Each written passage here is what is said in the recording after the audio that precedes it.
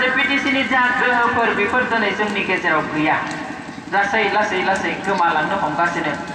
जों बयबो मिथिगौ जोंनि हारिनि गेजेराव थांनाय गोलाव सम 60-70 बोसोर बर' रायजोआ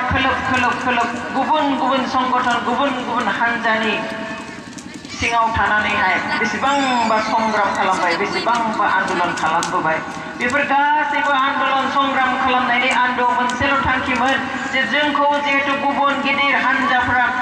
गिदिर जायफोर माहारि दङ बेफोरो जोंखौ सोबख'यो गाद'यो गादबो जोंखौ नासयनानै दोनदों जोंखौ मुगैयो बेवहाय जों आलादा रायजो लानानै थागोन जोङो आलादायै मोनसे हायाव गावनि होननानै जेखौ बुंनो हागोन बेवहाय जोङो रंजा खुसियै थागोन जों आलादा न'खर सोरजिनानै थागोन बेनि थाखाय आलादा रायजो दाबि दंमोन बिटिसिनिफ्राय लानानै आबसुनिफ्राय बिएलटिनिफ्राय भलन्टियार फर्सनिफ्राय लानानै दिनै एनडिएफबिसिम बर'नि मोनथायनि थाखाय बर'नि आलादा न'खरनि थाखाय बयबो सोमावसारदोंमोन मुङा आलादाब्लाबो नाथाय भारत सोरखारा जोंनो आलादा रायजो होआसै थेवबो बर' हारिनि नांसोमनाय बावसोमनाय बे 60-70 बोसोर गुबुन हानजाफ्रा नांथाबनायखाय मावथाबनायखाय